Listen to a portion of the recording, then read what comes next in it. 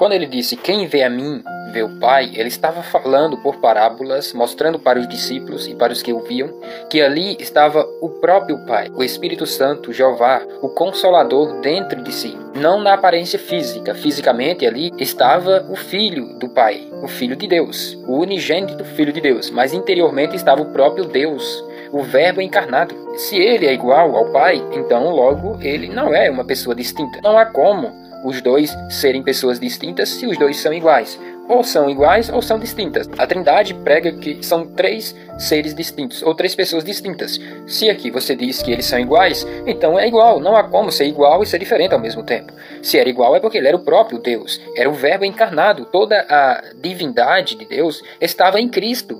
Ou seja, o Pai, Jeová, o Espírito Santo, o Criador, no Filho, habitando ali no seu templo chamado Jesus. Então, nesse templo chamado de Jesus, o Filho unigênito de Deus, ou como a Bíblia muitas vezes fala em algumas passagens se referindo a Jesus como o Filho do Homem, ali estava o próprio Deus. Era o templo do Senhor, o santuário do Senhor, terrestre aqui entre nós. Então, ali estava o próprio Deus. Então, não há como negar essa divindade de Deus em Cristo. Jesus falou muitas vezes que ele era o Pai, sendo que através de parábolas, não abertamente. Os discípulos perguntaram a Jesus, Senhor, por que tu nos falas por parábolas? Então, Jesus disse, porque a vós é dado conhecer os mistérios do reino de Deus, mas a eles não lhes é dado, porque ainda não era o tempo. Mas chegaria o tempo em que, através dos apóstolos e dos profetas, seria revelado, seria manifestado quem de fato era Jesus, o Messias, que era o próprio Deus. O Verbo se fez carne e habitou entre nós. No princípio era o Verbo estava com Deus e o Verbo era Deus. Sabemos que, segundo João, o Verbo é Deus. E o Verbo, segundo João diz, o Verbo se fez carne e habitou entre nós. Quem é o Verbo? Deus, o Pai, Jeová. Então o Pai estava na carne, em Cristo.